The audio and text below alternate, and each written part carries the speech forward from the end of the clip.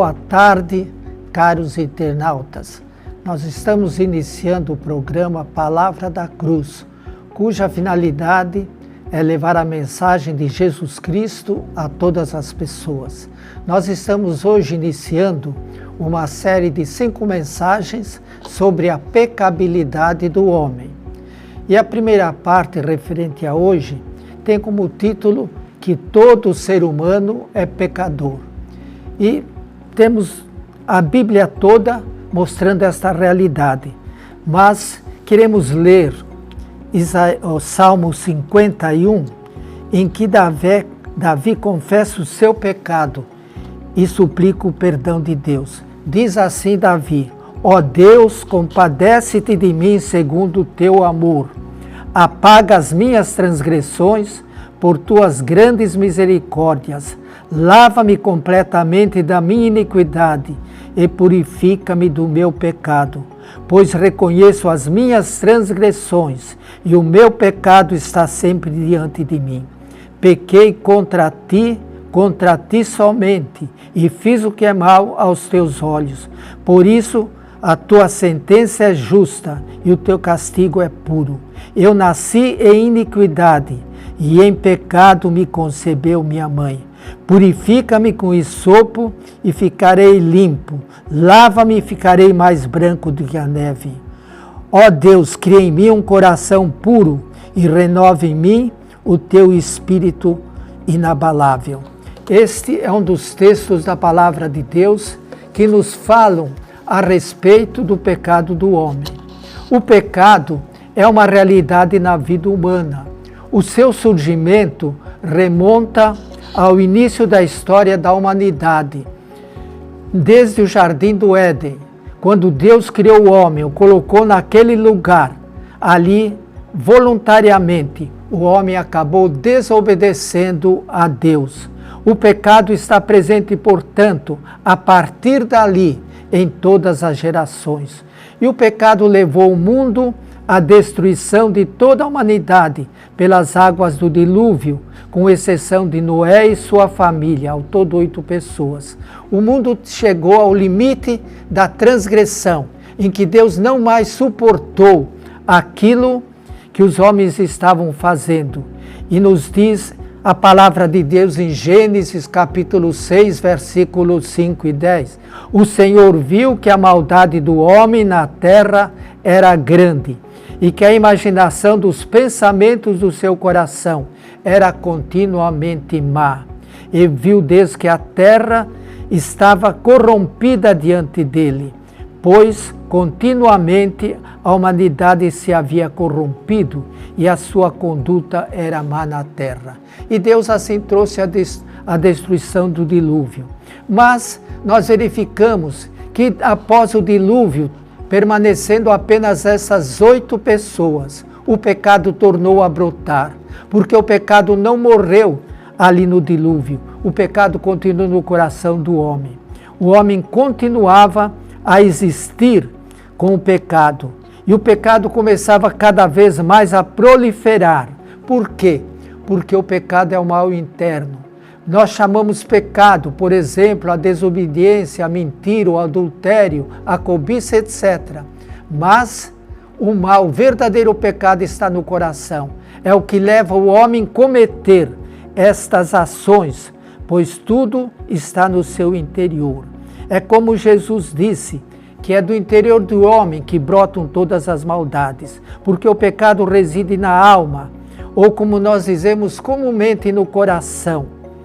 Pois é dentro do coração dos homens que procedem os maus pensamentos, a imoralidade sexual, os furtos, os homicídios, os adultérios, a cobiça, a inveja, a blasfêmia, a arrogância e a insensatez. Todas essas coisas procedem do interior do homem e o tornam impuro.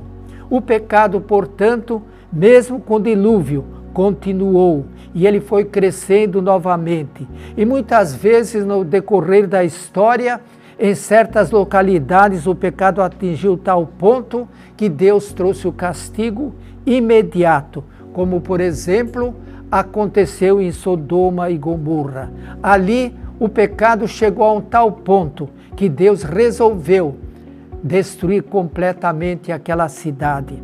Tanto Sodoma como Gomorra e outras cidades ali florescentes, num local muito belo, acabaram sendo destruídas, virando cinza, e no seu lugar nasceu o que nós conhecemos hoje como o Mar Morto. É por isso que o pecado leva o homem à ruína. E o pecado é tão forte e poderoso na vida humana que o apóstolo Paulo, ele chega a exclamar: porque eu sei que em mim, isto é, na minha carne, não habita bem algum, pois o querer, o bem está em mim, mas o realizar não está em mim. Pois não faço o bem que eu quero, mas o mal que eu não quero, este eu faço. E o pecado é uma realidade na vida de cada homem. O homem, mesmo não reconhecendo o pecado, mas o pecado existe. O pecado é algo invisível, porque nós vemos apenas as suas ações, o resultado das suas ações. Por exemplo, há muitas coisas que nós não vemos, que são invisíveis, que nós aceitamos como realidade. Por exemplo, a eletricidade. Ninguém vê eletricidade, mas nós sabemos que ela existe, porque pelas suas ações, pelos seus efeitos. E se nós tocarmos num cabo eletrificado, nós sentiremos imediatamente o choque. Assim é o pecado. Nós não vemos.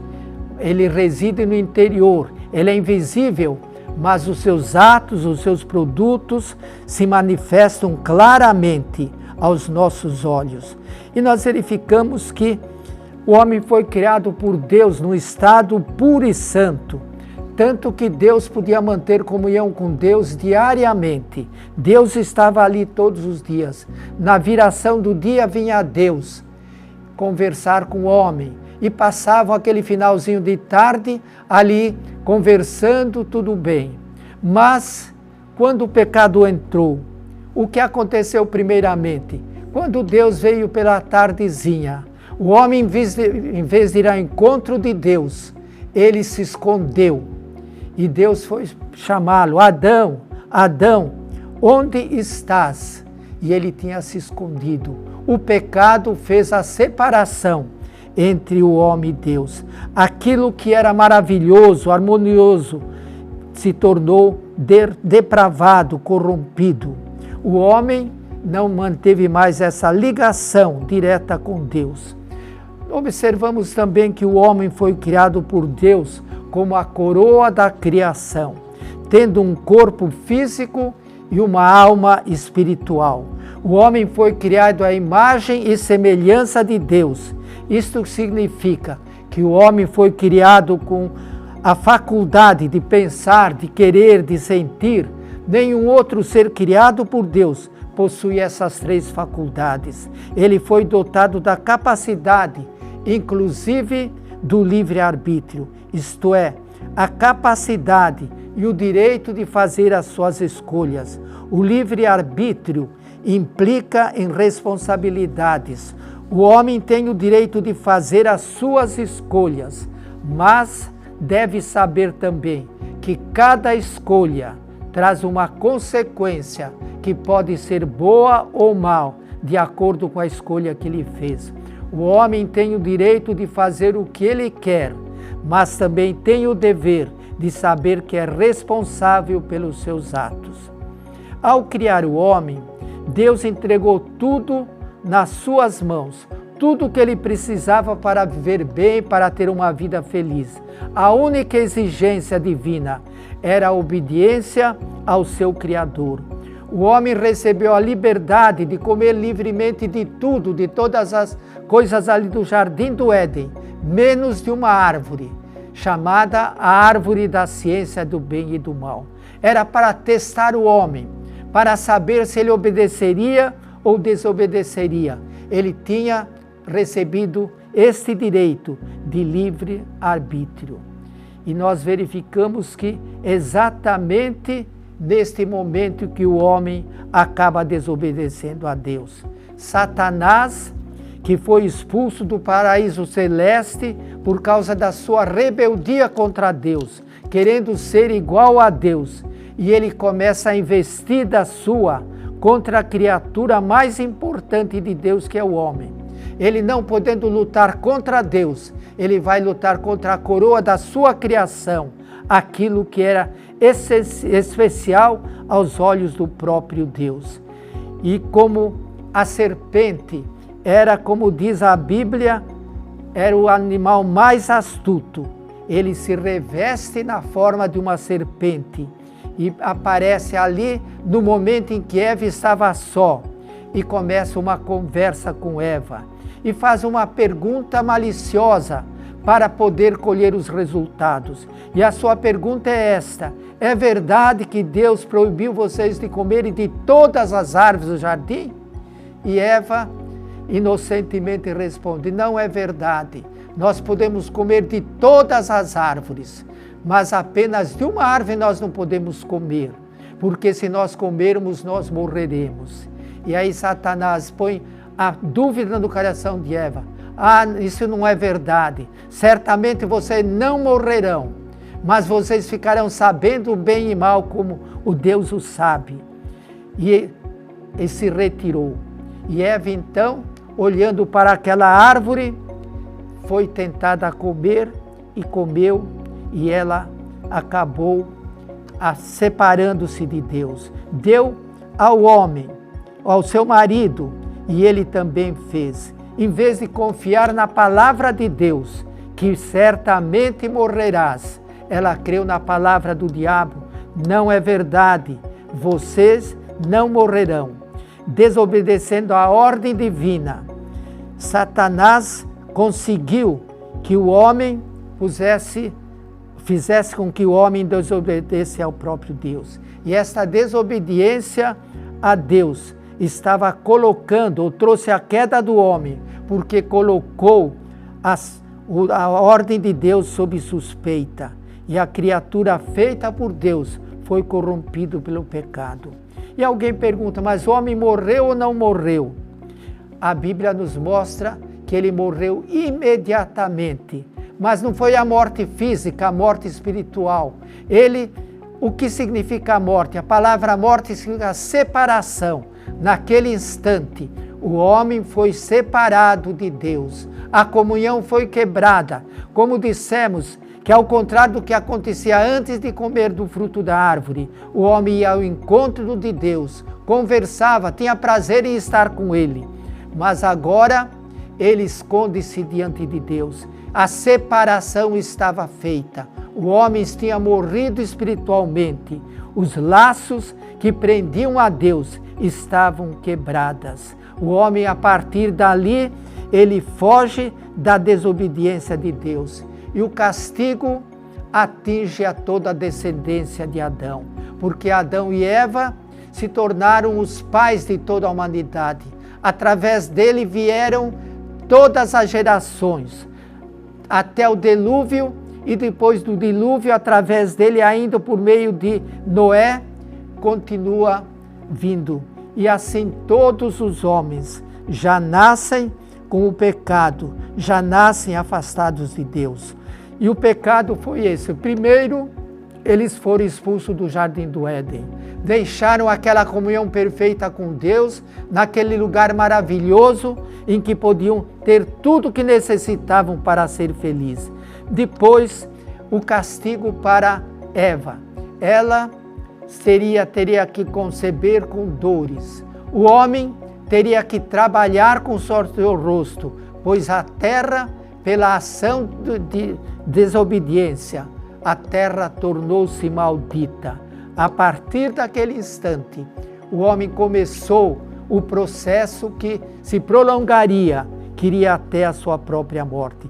A partir daí, todos os homens se tornaram mortais, mas tendo uma alma que sobrevive eternamente. A alma é espiritual, mas Deus que é amor, como diz a palavra de Deus, como afirma em João capítulo 1, verso 8 e 16. Deus, sendo amor, Ele não abandonou a coroa da sua criação. Ali mesmo no Jardim do Éden, Ele faz a primeira promessa messiânica, a primeira promessa que o homem seria liberto do pecado, através do seu descendente, que Ele haveria de enviar a este mundo. Ali no capítulo 3, verso 15, Deus diz que da semente da mulher levantaria aquele que esmagaria a cabeça da serpente, isto é, aquele que venceria a própria serpente.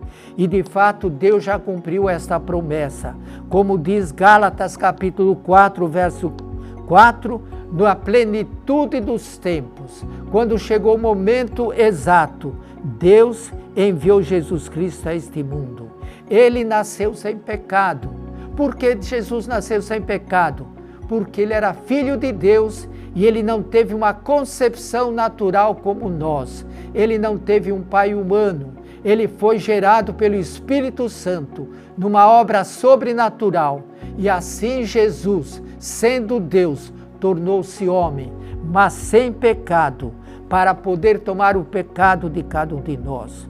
Como dissemos no início desta mensagem, nós podemos provar ou ver que todos os homens são pecadores e que a maioria dos homens, mesmo não tendo consciência correta daquilo que é pecado, mas continua sendo pecador. Muitos não sabem ou não querem reconhecer que é pecador ou que cometem pecado.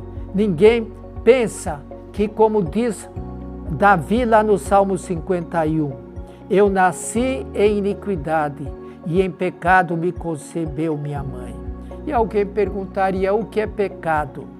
O pecado poderia ser definido como estado mal da alma. A alma está doente, está manchada pelo pecado. A alma do primeiro homem foi corrompida ali no Jardim do Éden. E ele transmitiu isto a toda a sua geração.